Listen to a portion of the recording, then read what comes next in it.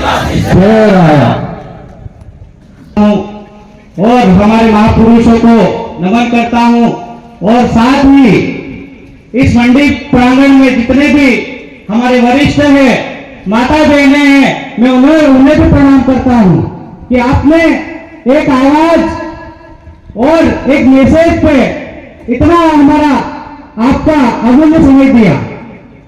आज हम राजनीति की बात करें तो आगे हम सोचें कि ये जो लोग लगभग 70 से 75 साल से राज करते आए, इन्होंने हमारे समाज या समस्त समाजों के लिए क्या करा, इनकी नैतिक जिम्मेदारियां क्या थी, क्या ये वास्तव में उन जिम्मेदारियों को सही तरीके से कर पाए क्या, उस पर हमें विचार करने की आवश्यकता है। हम लोग अगर मूलभूत सुविधाओं की बात करें तो मैंने विगत महीनों में ये देखा है, आदिवासी बचाओ पर्यावरण बचाओ यात्रा के माध्यम से आज जो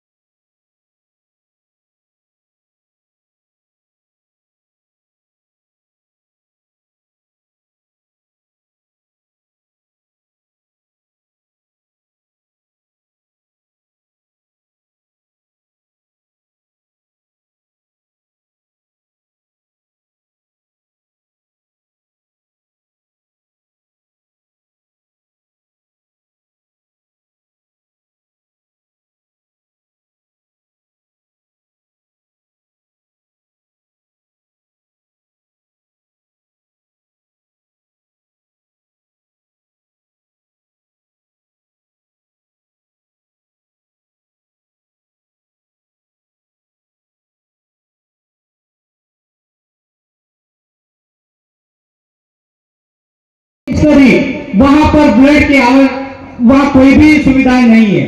वहां पर अगर हम लोग इलाज के लिए भी जाते हैं तो सिर्फ और सिर्फ बुखार और इसके आसपास का जो छोटा इलाज है वही कर पाते हैं, अन्यथा वो रतलाम, झाउबा या दाहोद रेफर करते हैं। वहां की जो मशीनें है वो जंग लगी हुई है। हम लोगों को आवश्यकता है कि वहां पर हम जाएं तो अगर सीटी स्कैन जैसी बीमारी हो तो वो अगर सोनोग्राफी की आवश्यकता पड़े तो हमारा टेस्ट होना चाहिए। अगर किसी तरह का फ्रैक्चर हो तो हमें वो एक्सरे की मशीन है वो काम करने वाली होना चाहिए। हमारे एजेंडे क्लियर है, हम लोग बेहतर स्वास्थ्य के लिए काम करना चाहते हैं, हम समस्त जनमानस को बचाना चाहते हैं। अगर खुदा न खास्ता कि किसी का एक्सीडेंट होता है तो आप अनुमान लगाओ, अगर वो शांत होते हैं तो इसका मतलब है कि पूरा परिवार उजड़ जाता है। इसी तरह की से अगर बात करें तो डिलीवरी के समय हमारी बहन बेटियां कितनी पीड़ा महसूस करती हैं, और आप यकीन मानिए कि अगर 100 डिलीवरी होती है तो उसमें से 70% महिलाओं को ब्लड की आवश्यकता होती है। पर इन 70 सालों में नेता कोई भी बने, इन्होंने आज तक ऐसी कोई व्यवस्था नहीं करी। हम ये चाह रहे हैं कि पेटलावद हो, झकनावदा हो, रामा हो, पारा हो, हम सभी अस्पतालों में ब्लड बैंक खुलवाना चाह रहे हैं, ताकि हमारा जो जनमानस है, जो हमारी बहन बेटियां हैं, हमारे जो भाई हैं, उनका अमूल्य जीवन बच पाए। इन लोगों ने अभी तक कुछ भी नहीं सोचा इस बारे में। आप यकीन मानिए, हम लोग आने वाले 3 महीने के अंदर ही इन अस्पतालों में ब्लड बैंक की स्थापना करेंगे, और जो जीवन लीला समाप्त हो रही है ब्लड के अभाव में, वो कभी नहीं होने देंगे। एक महिला को आपने 20 साल दिए, पर उस महिला ने हमारी बहन बेटियों के लिए कुछ भी नहीं सोचा। उनके अंदर कोई भाव नहीं रहे कि एक महिला को दूसरी महिलाओं का भाव कहीं न कहीं आना चाहिए कि कितनी पीड़ा होती होगी। अगर एक महिला शांत होती है, इसका मतलब है कि 4-4 परिवार उजड़ते हैं, छोटे छोटे बच्चे अनाथ हो जाते हैं। अगर एक भाई शांत होता है तो 2 परिवार बिल्कुल बिखर जाते हैं, छोटे छोटे बच्चे उनका जीवन यापन कैसे करते होंगे, ये कोई उन्होंने कभी सोचा नहीं है। हम उस क्षेत्र में सोचना चाह रहे हैं कि हमारा जो मानव जीवन है वो सर्वोपरि है, उसको हमें कैसे बचाना। आगे अगर हम बात करें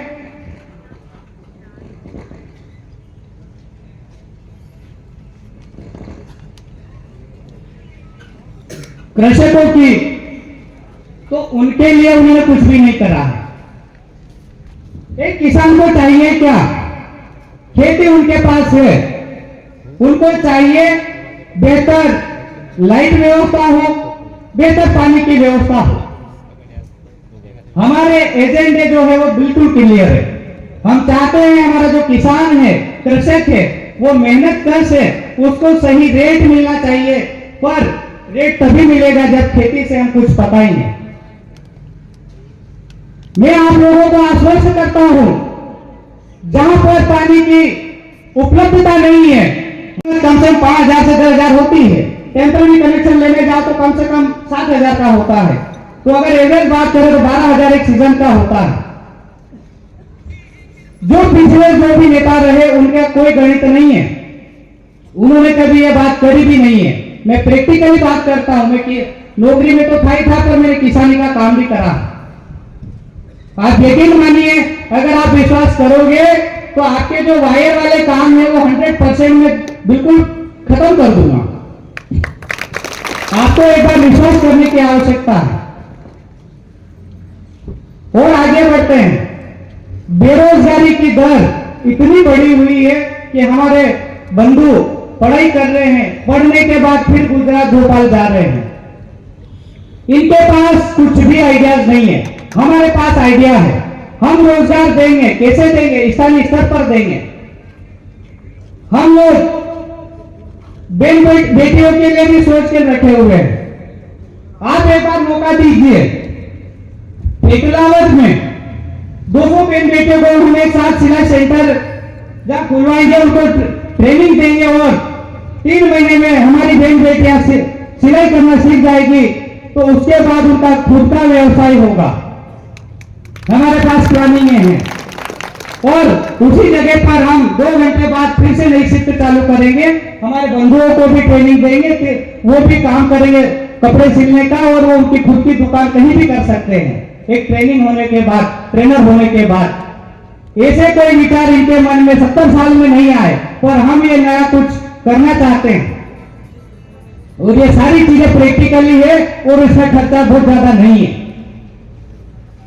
और जो लोग इलेक्ट्रीशियन के मामले में एक्सपर्ट है, हाँ, हम उनको भी रोजगार देना चाहेंगे। अगर सिलाई सेंटर के माध्यम से अगर आप खुश नहीं हो, तो हम लोग ग्रामीण एरिया में निवास करने वाले हैं। हर गांव में कम से कम 200-200 मोटरें है ही है।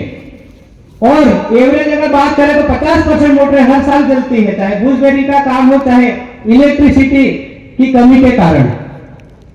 तो हम उन्हीं युवा साथियों को मोटर लाइनिंग का काम सिखाएंगे, टीवी सुधारने का काम सीखेंगे, तो बेरोजगारी दर वैसे ही कम हो जाएगी। उनके पास कोई प्लान नहीं, हमारे पास प्लान है।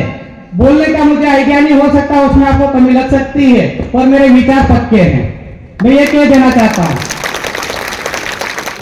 उसके आगे भी अगर बढ़े हम, तो जो हमारे दादा बाबा है, काका है, अनपढ़ है, पर अगर वो मछली पकड़ने में अगर सक्षम है, उनको तरीका मालूम है, तो हम ये चाहते हैं हम उनके लिए भी काम देंगे।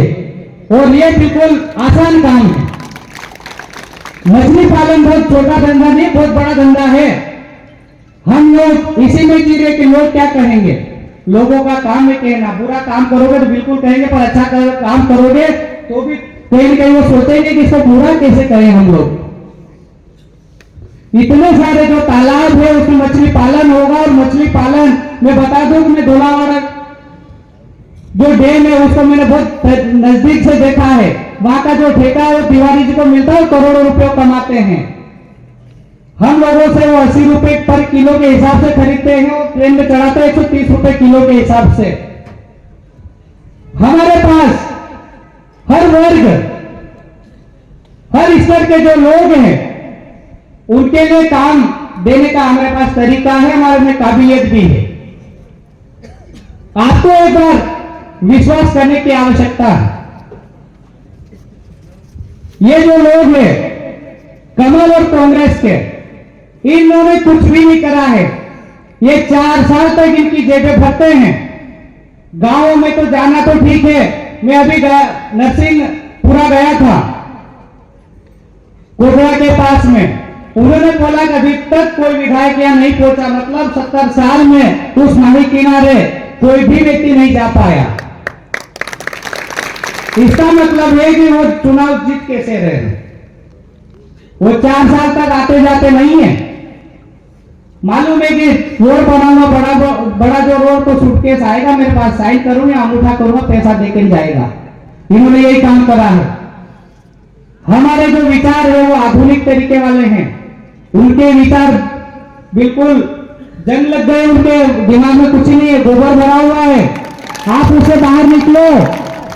33 साल से जब मैं निकर पहन रहा था तब से उन्हीं को देख रहा हूं।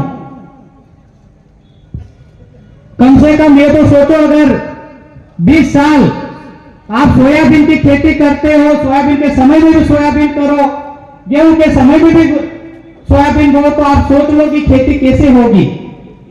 एक थोड़ा बिल्कुल सटीक सा उदाहरण है। तो कहीं न कहीं ये परिवर्तनशील जमाना है, जमाने के साथ हमें चलने की आवश्यकता है।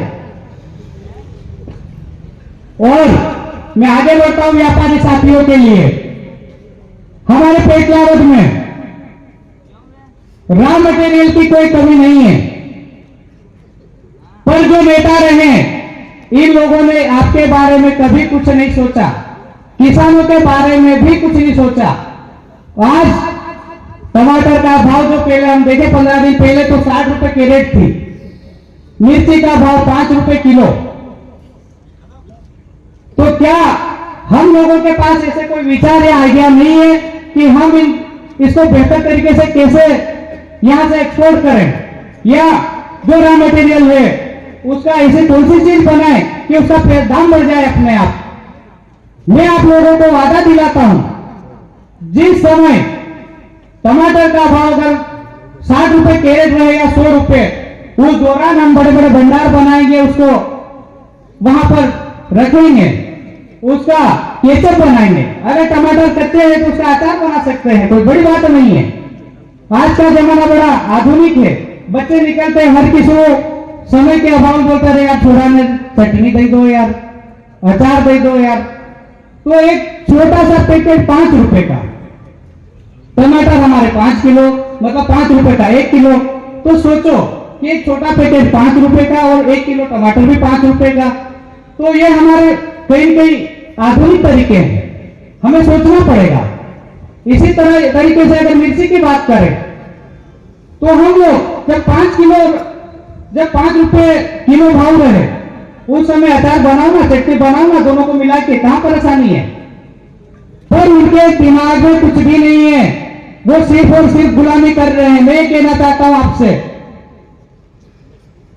एग्रीकल्चर कॉलेज की मांग सालों से चली आ रही, क्या हुआ भाई? खुला है क्या पेटलाबाद में एग्रीकल्चर कॉलेज?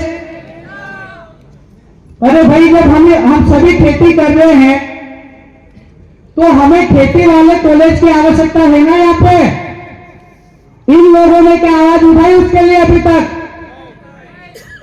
अगर वो कॉलेज यहाँ रहेगा तो उसे किसानों का फायदा होगा। यहाँ की कैसी मिट्टी है, किस टाइप की है, उसके हिसाब से खेती करने में हमें फायदा मिलेगा। व्यापारी जो साथी है उनका भी रोजगार बढ़ेगा, क्योंकि स्टूडेंट अगर यहां पढ़ेंगे तो उनके भी काम धंधे बढ़ेंगे। कई स्टेशनरी वालों को फायदा होगा, टिफिन सेंटरों को फायदा होगा, ऐसे किराना वालों को भी फायदा होगा। ऐसे बहुत सारे कारण हैं। इन लोगों ने अभी तक कुछ भी नहीं करा है। हमें सोचने की आवश्यकता है। ये लोग 4 साल तक जेबें भरते हैं, इनके आका की गुलामी करते हैं, पार्टी फंड में पैसा देते हैं। जबकि होना तो ये चाहिए कि आप हर गांव में जाओ, हर पंचायत में जाओ, आप वहां जाकर तो देखो वो कर क्या रहे। कुछ नहीं, उनको मालूम है 4 साल तक मैं कुछ नहीं करूंगा, 6 महीने पहले मौत मरण में जाऊंगा, शादी ब्याह में जाऊंगा बिना बुलाए, घाटे नुक्ते में जाऊंगा और मेरा चेहरा दिखाऊंगा लोगों को। उसके बाद सब बोलेंगे कि हमारा विधायक बहुत अच्छा, 4 साल तक तो ठीक है, भूल जाते हैं, पर 6 महीने में हमारे लोगों का वो दिल जीत लेते हैं, मन जीत लेते हैं। और फिर से क्या करेंगे? जब सारी चीजें वैसी लगेगी तो चुनाव के पहले हर गांव में दारू उतारेंगे, सफेद की क्वार्टर। मालूम है कि ये जो आदिवासी समाज है, ये जो मतदाता है, इनको कुछ कोई लेना देना नहीं विकास के कामों से, इनके परिवारों से, इनकी माता बहनों से कोई लेना देना नहीं है। खेती किसानी वाले भाड़ में जाए, स्टूडेंट भाड़ में जाए, माता बहनें भले मरती रहे अस्पतालों में, इनको मालूम है बस हमें एक टोटली दारू पिलाना है या फिर एक शीशी देना है और 5 साल फिर से हमें राज करना है। तो इससे हमें बाहर निकलने की आवश्यकता है, उनके मुंह पे तमाचा मारने की आवश्यकता है। मैं तो ये बोला, अगर ऐसे आते हैं तो जूते मारो। हमारे समाज को बर्बाद कर रहे हैं, बदनाम कर रहे हैं। हौसला रखो अपने आप में। अगर मैं आपके यहाँ दाढ़ी के लिए 1 दिन के लिए आऊंगा तो मैं अगर काम नहीं करूंगा तो क्या आप उन्हें 300 रुपए दोगे क्या? मैं आपसे ही पूछता हूं। अगर आप मेरे यहाँ आओगे, काम नहीं करोगे तो मैं नहीं दूंगा। तो आप उन लोगों को 20-20 साल, 10-10 साल दे रहे और 1 दिन का हिसाब नहीं पूछ रहे, तो गलत है ये। आप कहीं भी आए, रास्ते में आए, उनको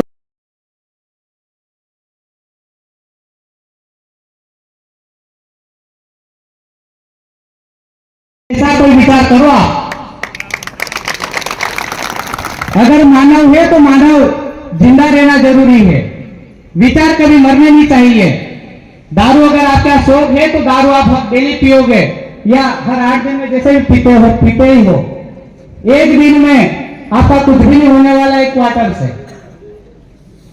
जो नियम और कायदे हैं, संवैधानिक दायरे में रहकर हम बात करना सीखें और आगे बढ़े। तो बहुत सारे विचार बहुत सारे हैं, वादे भी बहुत सारे हैं, पर मेरा आपसे आग्रह है कि 70 साल से आप दूसरों के घर की गुलामी करते आए, आपने उनकी मदद करी। अब जागने का समय है पेटलावद के लिए। आप अपना घर बचा लो, आपका परिवार बचा लो। आपने रामा और पारा को हमेशा कुछ न कुछ दिया है, 70 साल तक देते आए हो आप लोग। ये पार्टी, संगठन, इनसे ऊपर उठ के नहीं है, आप मदद करिए। अगर आप मदद करोगे तो यकीन मानिए हम जनमानस का भला करने वाली सोच रखते हैं, उस पर चलेंगे, उस रास्ते पे। मैं ये कहना चाहता हूं आपसे, बोलने में कोई गलती हो तो मुझे माफ करना, मैंने भाषण दिए नहीं कभी, पर आप यकीन मानिए कि 5 साल अगर आप देते हो तो मेरा वादा है जो विधानसभा का जो पटल रहेगा उसमें हम लोग पेटलावद को टॉप 3 या मैं तो चाहूंगा तो प्रथम नंबर पे हमारा नाम आए, ऐसा कुछ काम करेंगे। आपको खाली अभी मन मानने की आवश्यकता है। आज दारू नहीं पियो, कल की रात अगर आप नहीं पियोगे तो मैं मान के चला हूं हम लोग आज की स्थिति में 100% जीते हुए हैं। न कांग्रेस है हमारी दौड़ में, न बीजेपी है, न कोई अदर्स पार्टियां। मुझे मालूम है विधानसभा क्षेत्र 195 पेटलावद का जनमानस मेरे साथ में है, सर्व धर्म के लोग मेरे साथ में है, ये युवा साथी मेरे साथ में, माता बहन मेरे साथ में है। मैं चाहता हूं कि यहां आज और कल जो भी गाड़ियां आए दारू लेके आप उसका सुपरविजन करिए, उनको मुंह तोड़ जवाब दीजिए। आपको विजिलेंस टीम बनाई हुई है, उनको कॉल करो। जितने भी ये लोग झोले भर भर के पैसे लेकर घूम रहे हैं ना बांटने के लिए, उनको भगाने का काम करिए आप। मैं आपसे ये आग्रह कर रहा हूं, पुनः सभी से मेरा निवेदन है कि आप जितने भी कुछ पार्टी के भी हो सकता बैठे हो तो आप बड़ा मन रखो। पार्टियां पार्टियों की जगह है, संगठन संगठनों की जगह है, पर आप अगर विधानसभा क्षेत्र पेटलावद की बेहतरी चाहते हो तो हमारा जो चुनाव चिन्ह है ऑटो रिक्शा यानी टेम्पो, ईवीएम की जो मशीन है उस पर 5 नंबर पे उस पर खूब वोट डालो और यहां से विजय बना के हमें वहां भिजवाइए। मैं आपसे वादा करता हूं अगर कभी भी 24 घंटे में मेरी आवश्यकता पड़ी तो मैं दिन रात आपके साथ खड़ा रहूंगा और मुझे आवश्यकता पड़ेगी तो आप रहोगे। मैं ये विश्वास दिलाता हूं आपको। जो सब जुनून के साथ आप आगे बढ़िए। इनके जो पुर्जे हैं वो ढीले हो चुके हैं, पुराने हो चुके हैं। जैसे कि गाड़ी की एक लिमिट रहती है कि वो कितने समय चलेगी। ये मैं नहीं कह रहा हूं, ये भारत सरकार की गाइडलाइन है। ये इसी टाइप से इन लोगों को 35 साल हो गए, आप उनको बाहर करो ना, उनके पीछे पुर्जे ढीले हो गए, कोई विचार नहीं उनके अंदर। इसी के साथ मैं मेरी वाणी को विराम देता हूं। आप सभी पुनर्विचार करें। एक भी वोट ऐसा नहीं सोचे कि बटन दबाना है, टेम्पू पर बटन दबाना है और हमारी नई आने वाली जो पीढ़ी है उसका भविष्य तय करना है। जय हिंद, जय भारत, जय आदिवासी, जय मूल्यवासी।